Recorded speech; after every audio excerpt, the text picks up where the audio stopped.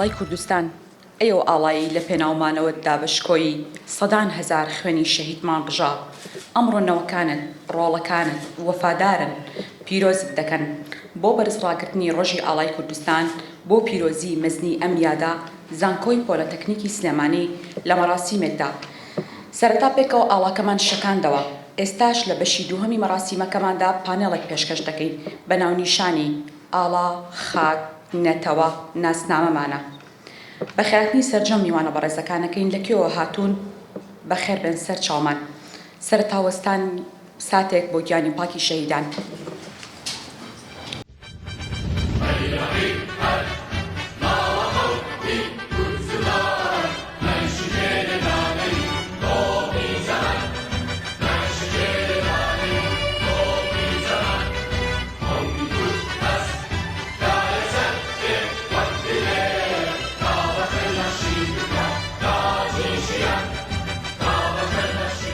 سەرەتای پانێڵەکەشمان بە وتارێک دەست پێکات لەلایەن بەڕێز دکتۆر بەختیار عوبێد شەریف یاریدەری سەرۆکی زانکۆ بۆ کاروباری خوێندکاران با بفەرمێت.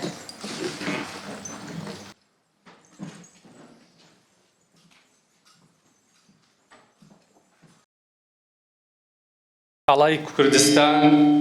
لە مەهاباتەوە بۆ باشوور و لە باشووریشەوە بۆ هەموو جیهان میوانانی عزیز ئامادەبوانی بەڕێز بەخێربێن سەر و سەر چاومان بە ناوی بەڕێز سەرۆکی زانکۆی پۆلیتەکنیک سلێمانیەوە بە خێراتنی هەموو لایەکەکەین و هیوادارین ئەم پەنێڵە بێتە جێ ڕەزامەندی هەموو لایەک. بە شانازیەوە ئەمڕۆ زانکۆی پۆلیتەکنیکی سلێمانی ڕۆژی ئاڵای کوردستان بەرز ڕادەگرێت و ئەم چالاکیە دەبێتە میوانتان. ئەمڕۆ ئەم یادەیە کە تێیدا ئاماژە بەو گۆڕانە گەورانە دەکات کە نەتەوەکەمان و ئاڵاکەمان تا ئێستا لە خەباتی ڕوبەڕووبوونەوە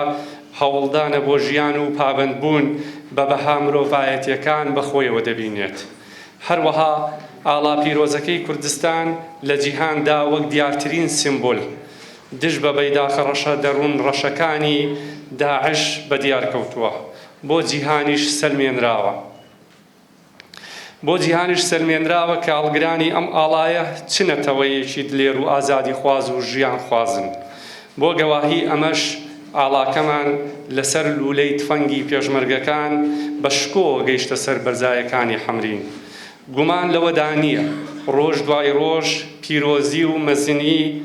وەسەنگینی ئەم ئاڵایە وەک سیمبولێکی پیرۆزی گەلێکی دلێر و کراوە زیاتر لە جیهاندا دەردەکەوێت و زیاتر دەناسرێت و زیاتر ڕێزی لێدەگیرێ. دەمێکە ئاڵاکەمان لە ناو کۆشکی سپی و کۆشک و تەلاری جیهاندا لە سەنتەرەکانی حکوومەتەکانی وڵاتانی جیهاندا گەشاوەتەوە. کورد وەک نەتەوەیەکی گەورە دوورە لەسەر بەخۆی بەڵام وەک گەلێکی ئازادی خواست سڵ ناکات و مەترسیەکانی بەردەمیشی هەرچەند دەبێت بۆی دانانوێت. ئەو هەموو سەرکەوتنەی لە بەرامبەر گەورەترین مەترسی بۆ سەر شارستانیەت و مرۆڤایەتی جیهانی هاوچەرخ لەم چەند ساڵی ڕابردوودا تۆمارکرا بەڵگەیەکی تری سەرکەوتنی هێزی پێشمەرگە و هەڵگرانی ئاڵاکەیەتی لە جیهاندا و لە جیهاندا پایەی گەلەکەمانی تۆکمەتکردتر و بەهێزتر کردووە. ئاڵاکەشمان لە هەموو لایەکی جیهان و بە شانازیشەوە دەشەکێتەوە. بێگومان پێشکورد بنەچە و ڕەسەنەکان لەم خاکەی کوردستان ئاڵای تایبەت بە خۆیان هەبووە کە سیمبولی بەرزی و هێمای بنیادنان بووە تا گەیشتووە بۆ ئاڵایی ئێستا کە بۆ یەکەم جار لە ڕۆژێکی وەکو ئەمڕۆدا و لە ساڵی 1945 لە ئاهەنگی ڕاگەیاندنی کۆماری مەهاباتی ئازیز بەرزکرایەوە. لەو ساوە و ئەم ئاڵایە بۆتە بەشێک لە ناسنامەی نەتەوایەتیمان وەک بەرزترین دروشمیش ئاماژەیە بۆ بوونمان وەک پیرۆزترین هێماش بەکاری دەهێنین. ئاواتەخوازم وەک چۆن لەم بەشە ئازادەی کوردستان ئاڵاکەمان لە بەرزترین لوتکەدا دەشەکێتەوە بە هەمان شێوە لە هەموو بستێکی خاچی کوردستان بەرزایی ئاسمان بگرێت هەموو لایەکی کوردستان دوور بێت لە پیلان و شاڵاوی دوژمنان، هەر بەرز و شەکاو بێت ئاڵای پیرۆزی کوردستان، ئەو ئاڵایی جیا لە زۆربەی ئاڵای نەتەوەکانی دیکە تەنیا چەتری بەرگریکردن و شکۆی گەلەکەیەتی، واتە هەرگیز لە ژێریدا شاڵاوی داگیرکاری و وێرانکاری و ستەم دژی ئەم و ئەو ئەنجام نەدراوە. بەرز و شەکاو بێت ئاڵای کوردستان، پیرۆز بێت ئەم ڕۆژە پیرۆزە. وەرما بۆ سوپاس بۆ زانکۆی پۆلیتەکنیکی سلێمانی کە هەمیشە پێشەنگ بووە لە کۆمەڵە چالاکی دەبوون نیشتیمانی نەتەوەیەکانە و بەخێراتنی هەرمخانەکەم جارێکتر دیارە ئاڵا ئێمە ئەگەر بگەڕێنەوە بۆ سەرەتاکانی مێژووی دروستبوونی مرۆڤایەتی دەتوانین بڵێن هەندێکیان ئەڵێن 4000 ساڵ بوونیە بووە، هەندێکیان لێڵێن 2000 ساڵ ئاڵا هەبووە. مەسەڵەن بەپێ و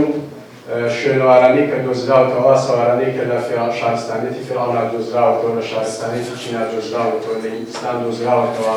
لە وڵاتانی میزۆپۆتامیا دۆزراوەتە کە کوردستانی خۆشمان بەشێکە لەو شارستانێتیانە.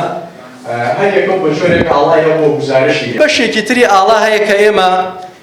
ئاڵای کوردستانیش بەشێکە لەوانە ڕەنگە.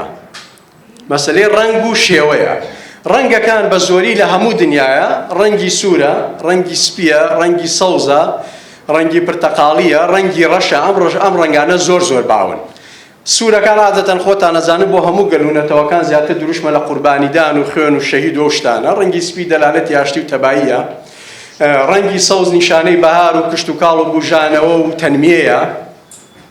هەرچی ڕەنگی مەسەن پرتەقاڵیە ماوەیەک بە ڕەمزی شۆڕش ناسرا بوو. ڕەنگی ڕەش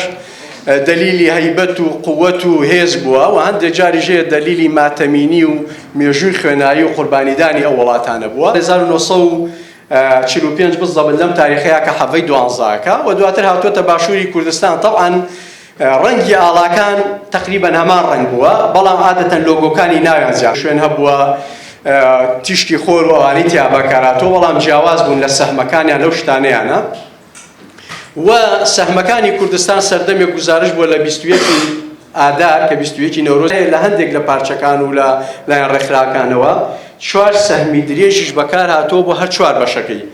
کوردستان کە دروشم بۆ 4 سەهمی درێژتر بۆ لەو 21 سامی کە هەبووە، بەڵام ئێستا لە ئاڵای کوردستانە ئەوە نەماوە. دەسەڵاتی حکوومەتی هەرێمی کوردستانەوە ئەو ئاڵایە ئەشەکێتەوە. لە ڕووی گەشتیاریەوە ناساندنی ئەم ئاڵایە ئەرکێکە لەسەر هەموو هاوڵاتیەک کە بتوانێت بیناسیێنێ بە هەر کەسێکی تر، بە هەر میوانێک، بە هەر کۆمەڵەیەک، بە هەر دەستێک، بە هەر گروپێکی گەشتیاری کە ڕوو لە ئێمە ئەکا و لە هەمان کاتیشە خۆمان کە سەردانمان کرد واجبێکە ئەرکێکە لەسەر شانمان کە بۆ ناساندنی خۆمان و بۆ دەرخستنی شناسی نەتەوەی خۆمان کە ئاڵاکەمان بناسیێنین بە گەلانی تر و بە خەڵکانی تر و گەشت و گوزار بکەینە یەکەڵاوبوونی کلتورە جیاوازەکان و بۆ بینینی شوێنە جیاوازەکان کە ئێمە گەشتیاران کە ڕوو لە هەرێمی کوردستانەکەن چەندین مەبەستی جیاواز هەیە لە ناخیاندا هەیەە هەروە بۆ بەسەربردننی کاتی خۆش و پشوەکانی خۆی هاتووەتە ناو هەرێمەکەی ئێمەوە، هەیەە بە مەبەستی خوێندن، بە مەبەستی تەندروستی، بە مەبەستی بازرگانی، بە مەبەستی ئەنجامدانی و بەرهێنان بە هەر جۆرەوە بەستێکی تر بێکە بوارەکانی گەشت و گوزار هەمە چەشنان ئەکرێت. خۆشمانە لە ژێر ئەم ئاڵادا چەندین قوربانیمان داوە و چەندین داستانمان تۆمار کردووە و چەندین ڕۆڵەی ئازیز و خۆشەویست و بە ئەمەگ و وەفادار و قارەمان جەربەزە و چاونەترسی خۆمانمان کردوتە قوربانی و سەریداناوە بۆ ئەوەی کە ئاڵاکەمان نەنەوێ و هەمیشە بە شەکاوی بمێنێتەوە. ئەمانە بەشێکن بگورن لەبەر کەمی کاتەکەمان ئێمە گرنگی ئاڵامان کەمێک خستە بەرچاوی ئێوە لە بواری گەشت و گوزاریدا کە ئەکرێت لە هەموو بوارێکی تریشا نەک تەنها لە بوارە سیاسیەکە و لە بواری ڕسمی و حکومیدا ئێمە بتوانین ئاڵاکەی خۆمان بناسیێنین. گرنگە ئێمە ئەم بۆ مناسەبانە ڕۆحی نیشتیمانی و نەتەوەیەتیمان تیازاڵ بکە و ڕخنەی جددی لە هەستی خۆمان لە شعوری خۆمان لە سیاسەتی خۆمان لە بەرنامە و پلانی ژیانی سیاسی ئەوەی ئیداری دەوڵەتی خۆمان هەیە هەر سیمبولی ئەو تۆیان نییە کاریزمای نەتەوەییان نییە چیرۆک دروست ئەکەن ئەفسانە دروست ئەکەن لە خۆیانەوە قەزەی گەورە گەورە ئەجێڕنەوە حکایەتی گەورە گەورە بۆ ئەوەی لانی کەم پاشخانی فکری و زەهنی نەوەکانی خۆیانی لەسەر بنیاد بنێن و کەسایەتەکانیانی پێ بەهێز بکەن بەداخەوە ئێمە سەرباری ئەوەی کە خاچێکی بەپیت و گەورە و فرا ئەمە بکەین ئێمە بڵێن ئەم نەتەوەی ئێمە گەنجی ئێمە خوێنەواری ئێمە نەوەی ئێمە لەسەر ئەمانە پەروەردە بکەین کە تۆ لە حیزبێکی سیاسی نیگەرانی لە دەسەڵاتێک نیگەرانی ناگێت تۆ ڕقی لە خاکەکەی خۆبێ ناگەت ڕقی لە نیشتیمانەکەی خۆبێ ناگەت ڕقی لە جوگرافیاکەی خۆبێ لە ئاڵاکەی خۆبێ ئێستا ئەم چکەرساتێک کە ئێمە قسەی تیاکەین ئەم پانەڵی ئاساس کرا مامکارەوەی بەیانی مەسەلەن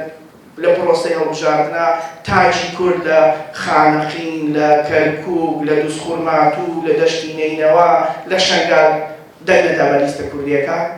لەبەر ئەوە ئەمانە پرسی جەوهەرین ناکرێ ئێمە وەکو تاجی کورد وەکو نخبە وەکو ئەوانەی کە لە مەجای مجتەمەعی مەدەنی و لە مەجای کۆمەڵی مەدەنی و ڕێکخراوەکانی هەمە چەشن کە کارەکەن پێویستە کار لەسەر ئەم پرسانە بکەن چەند وڵاتی خۆت شیرینتر بکەیت چەند خاکی خۆت شیرینتر بکەیت چەند باشتری بناسێنی بۆ ئەوەی ئێمە باشتر پەیوەست بین پێوەی مان هەیە کە ڕاجعەیەکی خۆمان بکەینەوە باشتر خاک و وڵات و نیشتیمانی خۆمانمان خۆش بێت لەبەر ئەوە هەرچی ئێمە یعنی معلومە بە درێژایی مێژوو بە درێژایی مێژوو ئێمە وەکو نەتەوەیەک لەم ناوچە ژیاری و قوربانیمان داوە ڕەنگ بێت ئەو قوربانیانەی ئێمە داوامانە سەد یەکی ئەمەنەتەوە هەبێت لە دنیاوە قوربانی نەدابێت ئێستا ئاڵای خۆی لە نەتەوەکان هەبێت و دەوڵەتی سەر بەخۆی خۆی هەبێت باشە ئێمە لەم سەردەمەی کە هەموو دنیا بە مافەکانی خۆیان بە کیانی خۆیان ڕاگەشتون ئێمە نەگەشتوین هی ئەوەیە لە ئێستایشا دژایەتی خۆمان بکەین و نیگەران بین بەرامبەر خۆمان دەڕدۆم بین بەرامبەر خۆمان لەگەڵ نەیارەکانی خۆمان دەستێکەڵ بکەین و باوەش بە دوژمنە بکەین و خەنجەر لە دۆست لە براکانی خۆمان بین لەبەر ئەوە من ئومێدەوارم ڕۆژی ئاڵای کوردستان و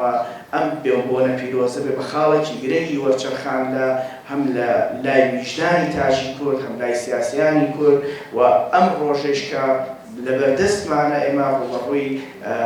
ململانیەکی سەختی خاک و نەتەوە و نیشتیمان بوونەتەوە کە بە هەزاران هەزار شەهیدمان لە پێناواداوە ئەمە وامان لێ بکە ئێمە باشتر بەرگری بکەین جەسوورانەتر بەرگری لە خاکی خۆمان لە زمانی خۆمان لە جلوبەرگی خۆمان لە کەلتوری خۆمان بکەین ڕەنگ بێ ئەو شەڕە کەلتوری کە ئێستا ئەو بەڕێزەیش باسی کرد و کارکتۆریش باسی کرد لە فیلم لە سینەما لە شانۆ لە جلوبەرگ لە هەموو حتا لە هەموو سجل یعنی کەلتوری ژیانی ڕۆژانەمان هەموو ئەو درامانێک کە ڕۆژانە ئێمە سەیارەکەین مۆڕاڵ و ئەخلاقیاتی تاشی کوردی تێکداوە ژیانی خێزانی تێکداوە هەمووی مارکێتینگکردنە هەمووی تەرویجە بۆ ناساندن و زاڵکردنی کولتوری خۆیان و بێبەهاکردن و بێحورمەتکردنی کەلتوری خۆمان لەبەر ئەوە ئێمە ئەم بۆنەی ئەوەی بێقۆزینەوە بۆ لە پێناوی نوێکردنەوەی پەیمانمان بۆ خۆشەویستیمان بۆ خاک بۆ ئاڵا بۆ نەتەوە بۆ نیشتیمان و